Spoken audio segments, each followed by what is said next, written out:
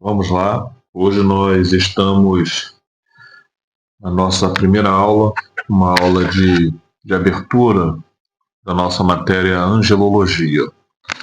Por que uma aula de abertura? Eu decidi colocar essa matéria, não em duas aulas, mas devido à importância do assunto, né, no século em que nós estamos vivendo, diante de tanto misticismo e espiritualidade sem fundamento, muitas vezes, eu decidi dar um panorama geral, uma abertura com um panorama geral, e depois eu parti propriamente para as duas últimas aulas, né, que vão compor o nosso módulo de angelologia. E por quê? Porque nós estamos no século XXI, né, e no século XXI há um relativismo, um pluralismo religioso, né, uma espiritualidade sem fundamento bíblico. Então, qual é a importância de nós estudarmos angelologia no século XXI? Se nós olharmos o texto de Colossenses, capítulo 1, versículo 16, vai dizer assim: porque nele foram criadas todas as coisas, sejam tronos, sejam denominações, sejam principados e sejam potestades. Colossenses 1,16, né? E o que nós podemos dizer sobre isso? É que em um século de pluralismo religioso, relativismo teológico, espiritualidade sem fundamento bíblico, estudar angelologia é fundamental para nós restaurarmos o equilíbrio entre a fé, razão e revelação. Os anjos,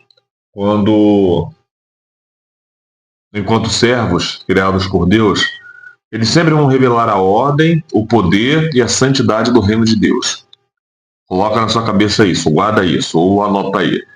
Eles sempre vão revelar a ordem, o poder e a santidade do reino de Deus. Desculpa. Estudar nos ajuda a compreender que a providência divina é a batalha espiritual que sempre vai envolver essa humanidade. Então, mediante esse ponto, existem quatro perspectivas, né? Quatro perspectivas que nós vamos falar ao longo de toda essa aula. A primeira perspectiva é a reformada, tá bom? Depois nós vamos para a perspectiva católica, a perspectiva pentecostal e a perspectiva não pentecostal. Eu quero dar um resumo básico aqui sobre isso quando nós começarmos a nossa aula. E o que fala a perspectiva reformada sobre a matéria angelologia, né, que é o estudo dos anjos? A teologia reformada, ela vê a angelologia como parte da doutrina da criação e da providência, tá bom? A teologia reformada vê a angelologia como parte da criação, da doutrina e da providência de Deus. Na perspectiva reformada, os anjos são seres criados e subordinados à soberania de Deus. Eles são criados e subordinados à soberania de Deus. 2. Sua função principal, né, sempre vai ser servir os propósitos divinos e não aos homens. Guarda isso na sua mente. Vai ser sempre servir aos propósitos divinos e não a homem. E na teologia reformada, né, ela vai rejeitar qualquer culto ou mediação angelical, baseando-se sempre em Colossenses 2,18. E também ele vai enfatizar que Cristo é o centro da adoração e que os anjos eles acabam cumprindo a vontade de Deus na história da redenção. Os anjos vão cumprir a vontade de Deus na história da redenção.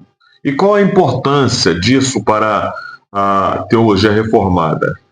Em tempos de confusão, a visão reformada vai preservar a pureza da fé, e preservando a pureza da fé, eles vão combater o misticismo, sempre lembrando que os anjos não substituem a mediação exclusiva de Jesus Cristo.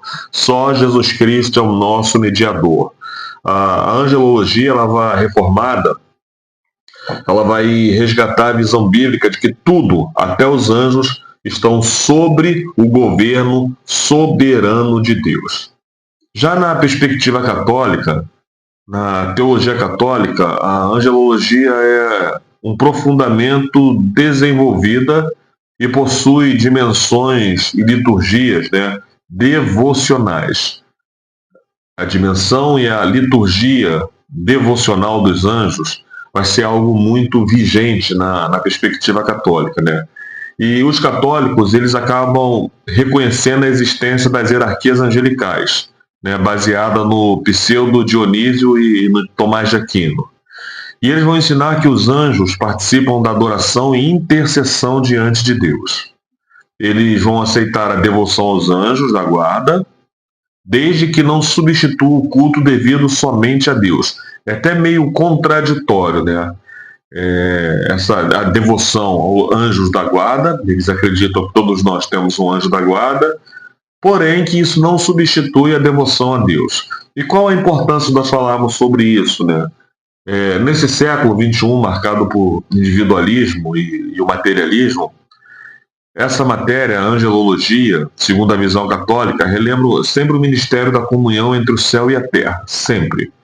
E reforça também o papel dos anjos como mensageiros e protetores na economia da salvação. Para a Igreja Católica, bota esse ponto de observação aí.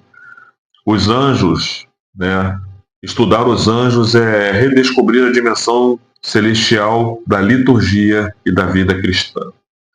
Já no meio mais pentecostal, que é o nosso meio, né? Meio geralmente das igrejas, das grandes comunidades, apesar que hoje há uma grande diversificação teológica dentro das igrejas, nós podemos ver que não existe assim uma teologia pura, existe uma teologia muito mesclada, né?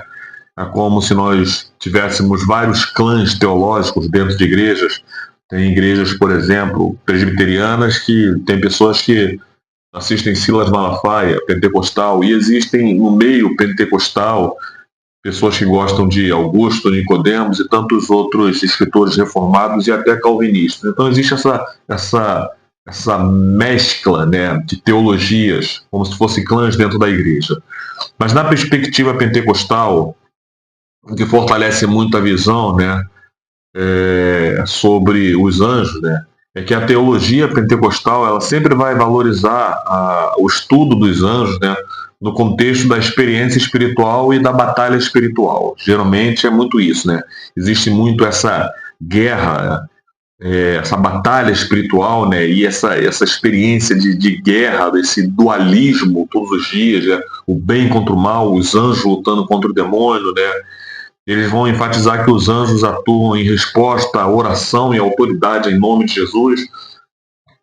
Oramos a Jesus e os anjos trazem essa resposta às orações, né? Vai ter muito essa visão focada nisso, e vão reafirmar a realidade dos anjos e dos demônios como agentes ativos sempre no mundo espiritual. Esse termo que eu falei, né, esse dualismo do bem contra o mal, é uma luta constante do mal que opera no mundo contra o bem, e nós temos que ter uma mente, assim, ter um discernimento grande, porque é uma linha muito tênue, né? Até onde é o diabo que está agindo, até onde são os anjos maus que estão agindo, ou até onde é a percepção da vontade humana. Nós temos que saber ter essa linha tênue, né? E eles interpretam as manifestações angelicais como sinais do cuidado e do poder de Deus. Todas as vezes que os anjos se manifestam, vai ser sempre Deus, né, o cuidado de Deus para proteger a sua igreja. E para eles, os pentecostais, nós, os pentecostais, né, volta a dizer, existe muito esse clã, embora eu seja da linha pentecostal, eu creio muito numa visão reformada, né? Muitos pensamentos meus são de visões reformadas, mas em si, por aprendizado, eu sou pentecostal e creio nos dons espirituais, e por isso eu sou pentecostal, eu sou de uma linha continuista, não cessacionista. Eu acredito na continuação dos dons e por isso eu sou pentecostal. Mas em um tempo de secularismo e incredulidade, a visão pentecostal reaviva sempre a consciência do sobrenatural, né? Lembrando que o reino de Deus está sempre em movimento e que os anjos cooperam com os santos na missão de Cristo. Essa visão que os anjos estão sempre cooperando, seja através de batalha, de abrir portas, de fechar portas, né, para a missão do ministério. A angelologia pentecostal, né, desperta aquela visão cristã para viver a fé ativa, sempre nessa consciência de que estamos vivendo uma batalha espiritual. Já a perspectiva neopentecostal, são dessas igrejas novas que estão surgindo, né, aí a partir do século XX, né, início do século XXI, ali do ano 2000, né, a teologia pentecostal sempre vai reconhecer, né, a ação dos anjos, muitas vezes explorando esse tema para a prática espiritual e essa prática profética, né? Vão dar sempre ênfase à guerra espiritual e territorial sobre os principados e potestades, né? Alguns grupos, porém, chegam até a extrapolar a doutrina bíblica, transformando os anjos em objetos de comando ou invocação que exige sempre discernimento nosso, né? Quando bem fundamentada, essa teologia destaca a vitória de Cristo sobre o mal e o poder do Espírito Santo em ação na igreja, né? Isso é quando bem fundamentada, né? Ela vai ter essa ênfase, né, da vitória de Cristo sobre o mal e o poder do Espírito Santo em ação na igreja. E qual a importância para eles? No mundo em que banaliza o espiritual, em que nós vivemos, né, a visão neopentecostal corrigida, claro, e sentada em Cristo, ela pode sempre relembrar a realidade que existe de fato uma batalha no mundo espiritual. Nós não estamos aqui desmerecendo a batalha espiritual. O que nós temos que ter cuidado é simplesmente até onde é a batalha espiritual e até onde é a vontade humana, né? Mas desde que essa visão seja submissa às escrituras e à glória de Deus, né? A angelologia neopentecostal, ela precisa ser reformada pela Bíblia, eu acredito nisso, para não cair nessa situação de superstição, né? Mas ela vai ser útil para reacender a consciência do poder de Deus sobre os demônios. Isso nós temos que ter em mente. E, baseado nisso, quais são as perguntas mais frequentes sobre angelologia? Primeiro, os anjos têm livre-arbítrio? Uma das grandes perguntas dessa matéria. Os anjos que estão no céu, eles ainda têm livre-arbítrio? Eu acredito que os anjos, sim, têm livre-arbítrio, né? Mas limitado. A escolha original já foi feita já. Os anjos caídos vão continuar caídos e os anjos fiéis vão continuar fiéis. Mas alguém vai perguntar assim, os anjos fiéis, eu já ouvi alguém dizer assim, os anjos fiéis, eles têm poder de hoje decidir se eles vão se rebelar contra Deus e se eles não vão rebelar-se contra Deus. Eles têm esse livre-arbítrio. Mas aí eu coloco em xeque uma grande pergunta. Se os anjos, né, fiéis a Deus hoje têm esse poder de decidir se eles vão estar com Cristo ou não, então eu vou ter que igualar, né, aos anjos caídos também o poder de se arrepender. Se os anjos fiéis a Deus têm esse livre-arbítrio para se rebelar contra Deus, então automaticamente os anjos caídos também vão ter esse poder de se arrependerem, se voltarem para Deus. Aí então eu abro um grande leque para dizer que Satanás também pode se arrepender, porque ele também é um anjo caído. Apesar de muito poder, ele é um anjo caído. Então, por isso que eu digo, é limitado. Eu acredito que a escolha original já foi feita. Então, quem foi anjo caído é anjo caído. E quem for o anjo fiel é o anjo fiel. A pergunta 2. Anjos podem assumir a forma humana? Sim, anjos podem assumir a forma humana. Nós vamos ver isso em Gênesis 18 e vamos ver também em Hebreus 13, 2. Gênesis 18, né, vai falar sobre Sodoma e Gomorra, como 3 anjos apareceram para livrar a família de Ló da destruição. Anjos morrem? Não. Anjos são seres imortais, tá bom? Seres imortais, porém criados. Lucas 20, 36. Podemos identificar o nosso anjo da guarda? A Bíblia não ensina isso. Isso é especulação. Não existe anjo da guarda.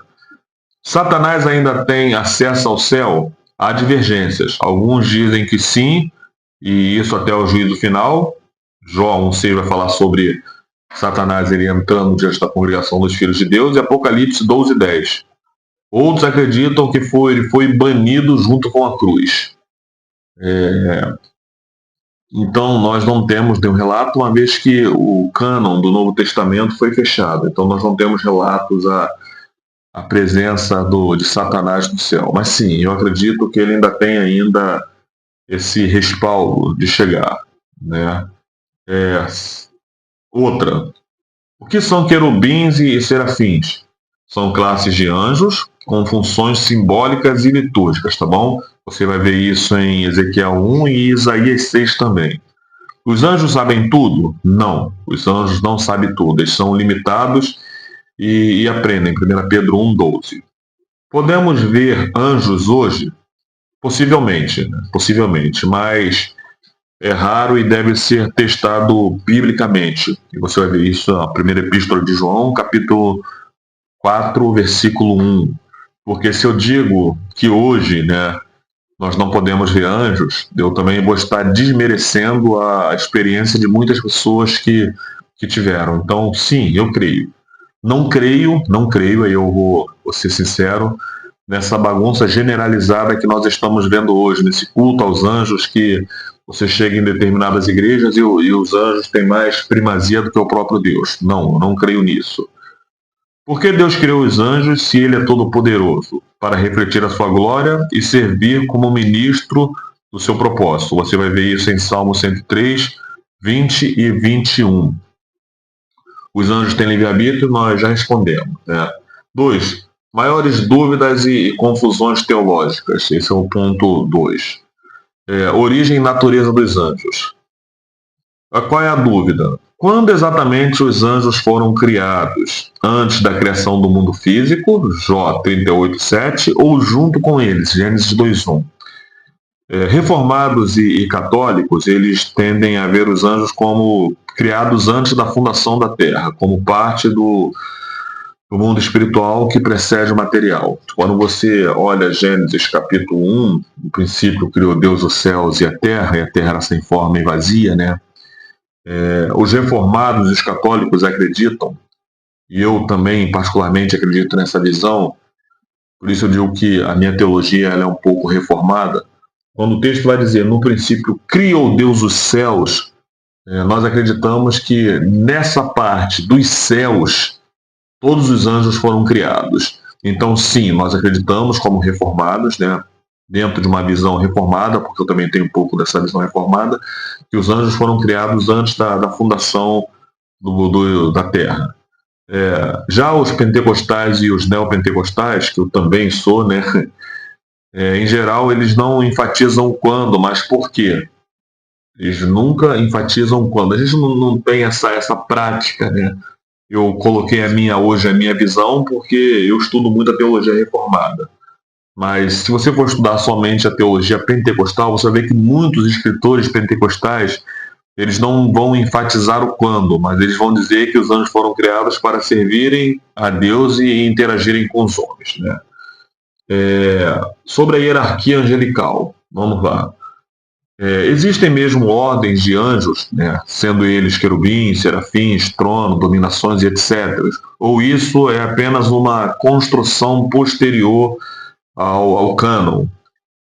A teologia católica, influenciada, eu falei lá no início, lá pelo Pseudo Dionísio de Areopagita, ele aceita pelo menos 9 coros de anjos, né? Ou 9 coros angelicais. E quais são eles, né, dentro da hierarquia? Eles acreditam nos serafins, né? O nome significa os ardentes ou os que queimam, e representam o amor puro e o fogo da caridade divina. Nós vamos ver referências de Isaías 6, né, 2 e 3, e os serafins estavam acima dele, o texto vai dizer, e os serafins diziam: Santo, Santo, Santo é o Senhor dos Exércitos. Então eles acreditam que a primeira classe, né, uma das classes é os serafins, aqueles que ardem em fogo, que ficam voando diante do trono de Deus. Isaías vai definir eles, dizendo: Santo, Santo, Santo é o Senhor dos Exércitos. Eles acreditam nos querubins, né, que simbolizam a plenitude, sempre a plenitude do conhecimento e a sabedoria divina. E segundo a visão católica, eles são os guardiões dos mistérios de Deus. Existe uma referência que eles se baseiam, que é em Gênesis 3:24, que diz: E Deus colocou os querubins com espada flamejante para guardar o caminho da árvore da vida. Eles acreditam que os serafins, os querubins, perdão, eles foi feito unicamente para guardar os segredos de Deus. E um dos segredos seria o jardim do Éden. Né? Gênesis vai falar sobre isso, que Deus expulsa o homem do jardim e coloca um querubim com uma espada flamejante que rodeava todo aquele jardim. Então, ninguém mais sabe onde está a localização geográfica do Éden. Por isso que eles são os guardiões dos mistérios, porque ninguém sabe onde está, né? Eles acreditam também numa outra classe, que é os tronos, né? Que representa a estabilidade, a justiça e a autoridade divina. Eles são, na visão católica, os portadores do trono de Deus e instrumentos da vontade de Deus. A referência que eles usam é de Colossenses capítulo 1, versículo 16, né? Foram criados tronos, denominações e potestades. Baseiam-se unicamente nesse versículo, né? A segunda hierarquia, né, são os anjos que governam os cosmos e as nações. A segunda hierarquia que eles acreditam são os anjos que governam os cosmos e as nações, né? E eles são encarregados de executar os desígnios divinos no universo e em toda a ordem criada. Aí dentro desse existem pelo menos três, né, que são denominações ou domínio, que regem as ordens inferiores dos anjos e asseguram que o universo permaneça em harmonia com a vontade divina. Eles acreditam que esses denominações ou domínios, né, são anjos que fazem com que o universo permaneça em harmonia com a vontade divina. A referência que eles usam é Efésios 1:21. Acima de todo principado, potestade, virtude e dominações. O segundo, dentro desses anjos, né, que governam os cosmos, eles acreditam que tenha uma classe de anjos chamada virtudes, né, que são responsáveis pelos milagres e pela força da natureza. E eles representam a força e o poder de Deus em ação no mundo físico, ou seja, todas as vezes, né, que a força da natureza, seja através de tufão, de furacão, de uma grande tempestade, se apresenta no mundo físico, né, é a força de Deus que está em ação no mundo físico através desses anjos. Esses anjos que, recebendo a ordem de Deus, eles criam todos esses fenômenos, né? E dentro desses ainda existem as potestades ou potências, né? Que são os guardiões contra as forças do mal. E eles dizem que eles têm a autoridade para restringir os demônios e impedir o caos espiritual. Essa é a função deles, né? Restringir os demônios, colocar limite nos demônios, né? E no caos espiritual. A referência que eles usam para isso é de 1 Pedro, que é a epístola, então primeira, capítulo 3, versículo 22. E os anjos, autoridades e potestades estão sujeitos a eles. Existe ainda uma terceira hierarquia que eles dizem que são os anjos que se relacionam direto com os seres humanos, né? Aí dentro deles estão os principados, né, que supervisionam povos, cidades e nações, e trabalham para inspirar os líderes e promover a ordem moral e espiritual na sociedade. Deixa eu tentar definir um pouquinho melhor. Esses principados e potestades, segundo ele, eles são aqueles supervisores, né, supervisores dos povos, das cidades e das nações. E o trabalho deles, a função deles é inspirar os líderes a promover ordem moral e espiritual na sociedade. Existem os arcanjos, né, que são mensageiros de grandes missões, e dentro dos arcanjos existem, segundo eles, 4 classes, né? Miguel, que é o defensor do povo de Deus, você vai ver em Daniel 12:1 e Apocalipse 12:7. E Miguel é defensor, aqui eu quero fazer um contraponto. Miguel é defensor de Israel. A função de Miguel é proteger Israel. A função de Miguel. Miguel não sai de Israel, ele é guarda de Israel. Então ele não é o defensor de todo o povo de Deus, mas de Israel, tá bom? Então, se você for numa igreja e ouvir dizer Miguel está aqui, não acredite, Miguel não está, Miguel está em Israel. Gabriel, né, que é o mensageiro de boas novas, você vai ver isso em Lucas 1, 26, mas as aparições de Gabriel foram muito pontuais. Apareceu para Daniel, apareceu também para Maria, né? Deixa eu ver aqui. Deixa eu só fazer uma pesquisa aqui básica, rapidinho. Faz a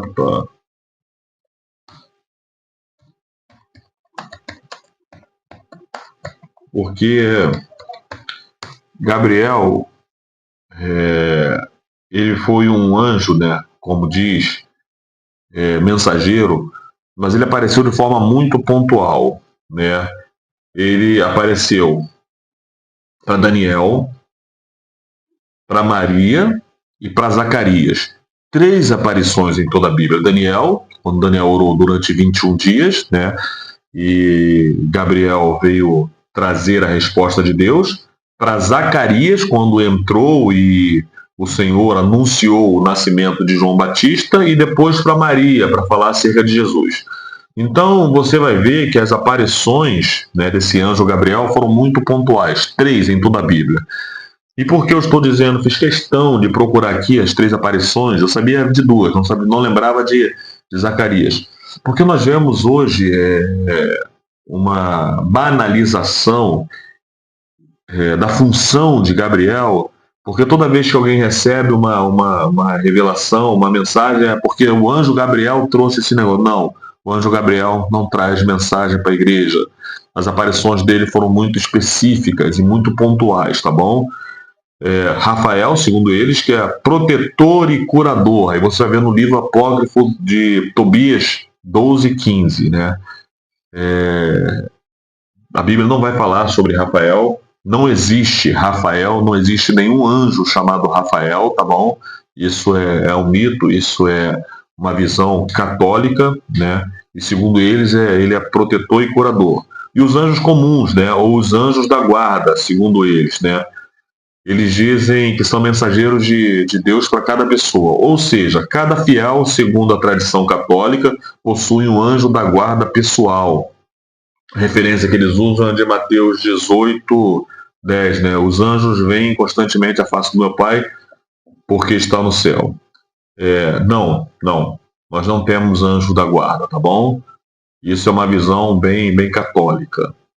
A teologia protestante reformada rejeita esse esquema como totalmente especulativo, né?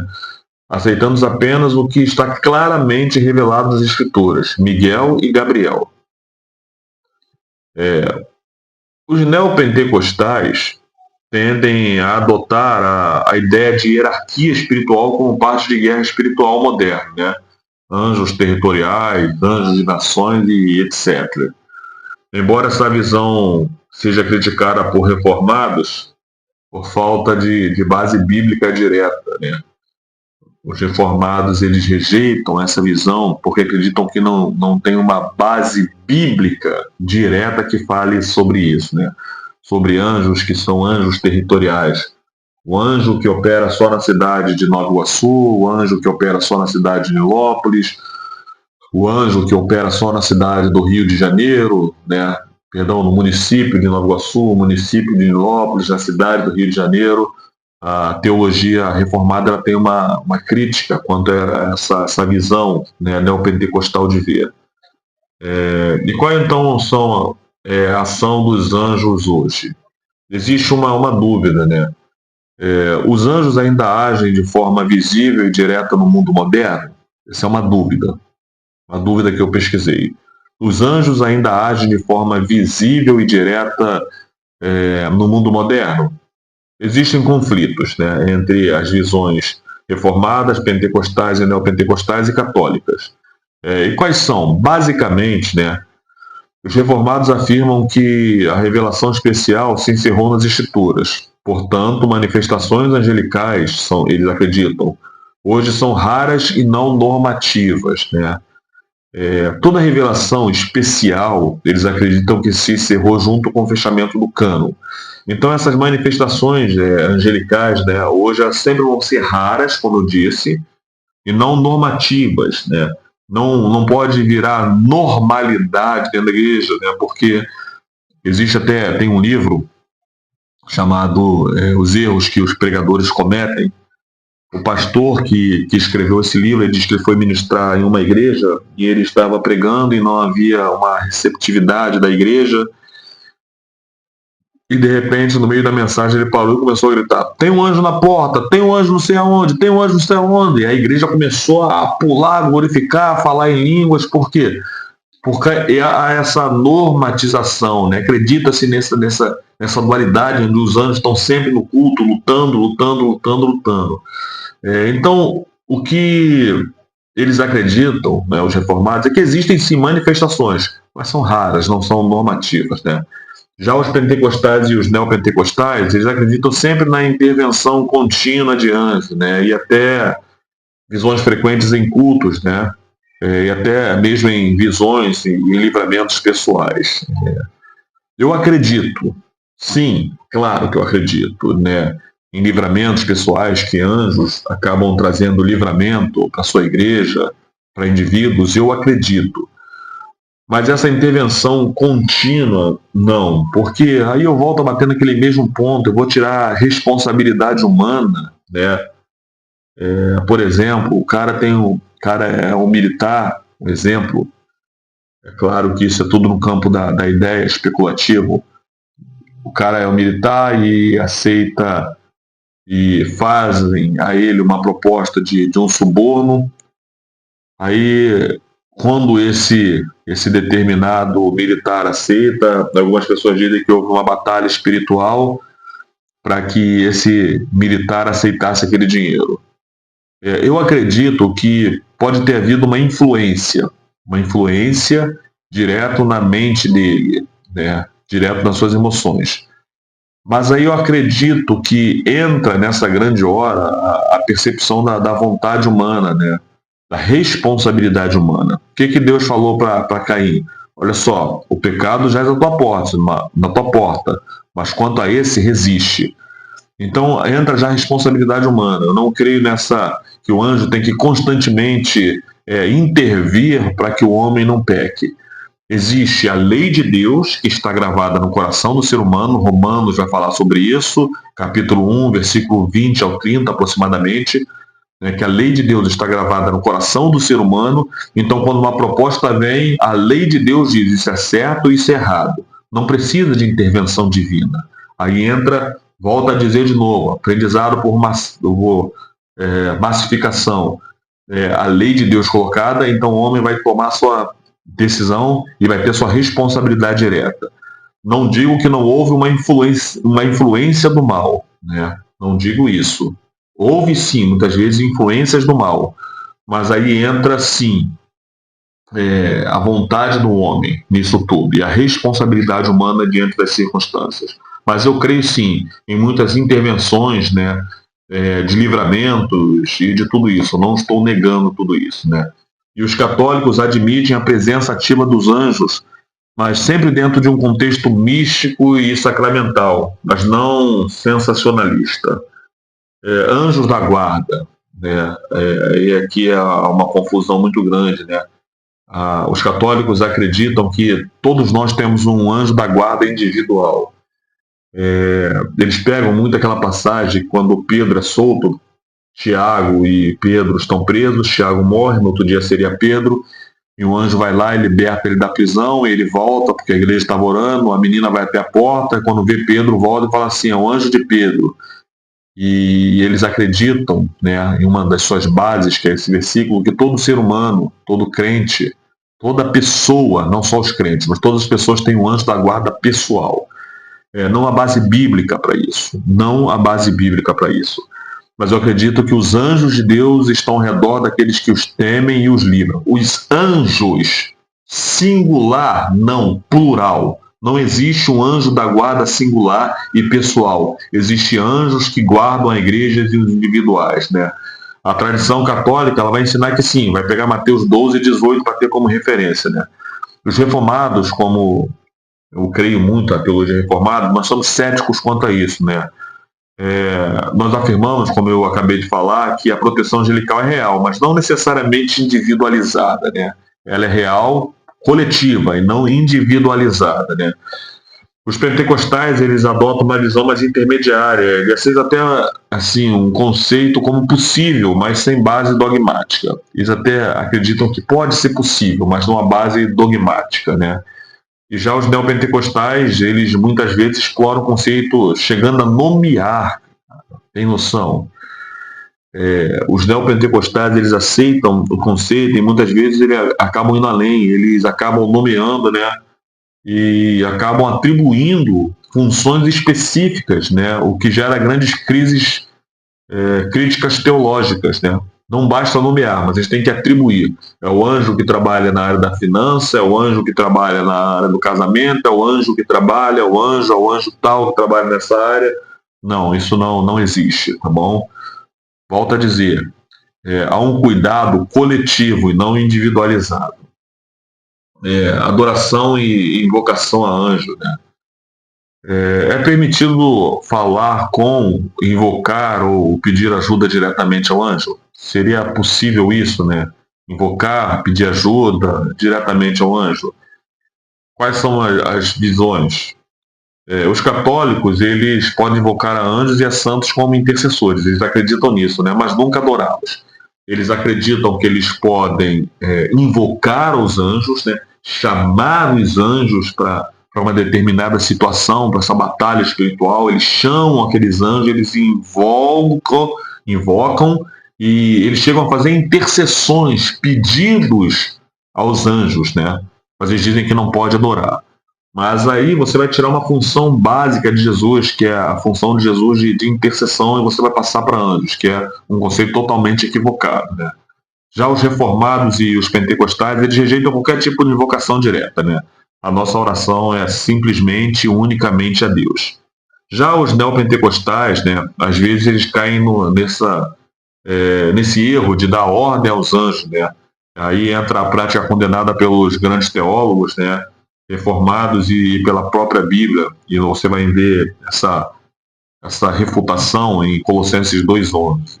Eles chegam a dar ordem, quem não viu? Vai lá, Gabriel, Miguel, vai lá naquele cemitério, desenterra aquele trabalho de macumba, vai lá e faz isso, vai lá e faz aquilo, né? Esse movimento, né, o pentecostal, eles acreditam nessa capacidade de dar ordem aos anjos para que os anjos trabalhem em favor deles. Não, eu não creio. Eu creio que os anjos estão aqui para trabalhar em favor dos propósitos divinos, tá bom?